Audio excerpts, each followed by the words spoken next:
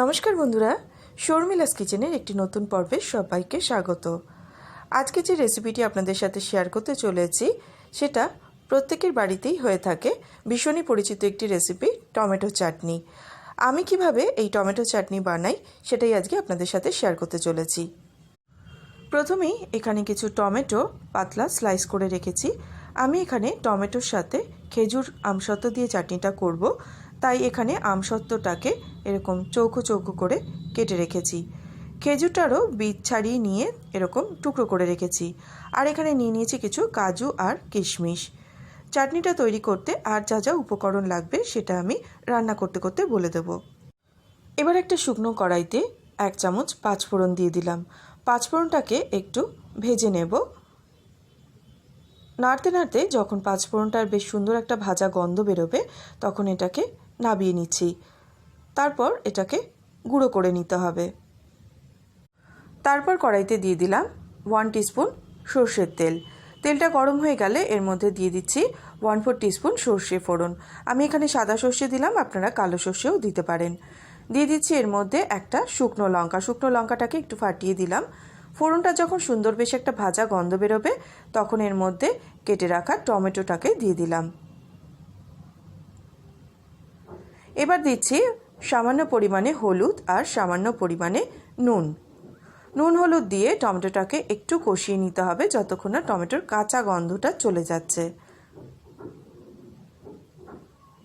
মোটামুটি 1-1.5 মিনিট মতন কষিয়ে নেওয়ার পরই টমেটোটা বেশ অনেকটাই এখন নরম হয়ে গেছে। তবে টমেটোটা যাতে পুরোপুরি গলে যায় তার জন্য একটু জল দিয়ে দিচ্ছি। তারপর এটাকে ঢাকা দিয়ে দেব যতক্ষণ না টমেটোটা পুরোপুরি গলে যাচ্ছে। খানিকক্ষণ বাদে এখন টমেটোটা সেদ্ধ হয়ে গিয়ে বেশ নরম হয়ে গেছে। এবার এর মধ্যে আমি চিনিটাকে দিয়ে দেব। টমেটো ভালো মতন সেদ্ধ হলে পরেই কিন্তু চিনিটা অ্যাড করবেন। আগে চিনি দিয়ে দিলে কিন্তু টমেটো সেদ্ধ হতে চাইবে না। আমি এখানে 4 টেবিল স্পুন মতন চিনি দিলাম। আপনারা আপনাদের স্বাদ অনুযায়ী যে যেরকম মিষ্টি খাবেন সেই অনুযায়ী চিনি এর মধ্যে অ্যাড করবেন। ভালো করে মিশিয়ে নিচ্ছি।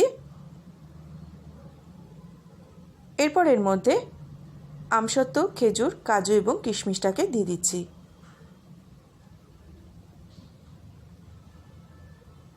সব কিছুকে ভালো মতন মিশিয়ে নিয়ে মিডিয়াম ফ্লেমে চাটনিটাকে আরও 2 মিনিট মতন রান্না করব।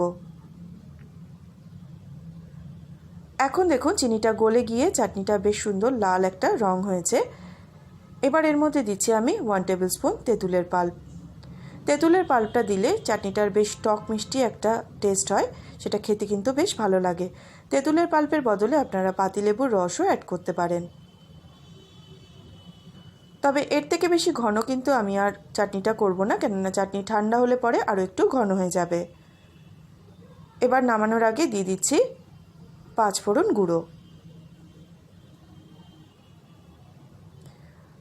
আমি এখানে ভাজা পাঁচফোড়ন গুঁড়োটা দিয়ে দিচ্ছি। আপনারা চাইলে ভাজা মশলাও অ্যাড করতে পারেন।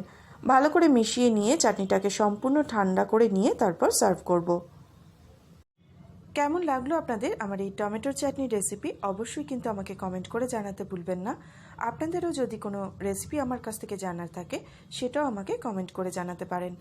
রেসিপি ভালো লাগলে প্লিজ ভিডিওটিকে একটা লাইক ও শেয়ার করে আমার চ্যানেলটি সাবস্ক্রাইব করে নেওয়ার অনুরোধ রইল। আজ এখানেই শেষ করছি। দেখা হবে আপনাদের সাথে নতুন কোনো রেসিপি নিয়ে। সবাই খুব ভালো থাকবেন, সুস্থ থাকবেন।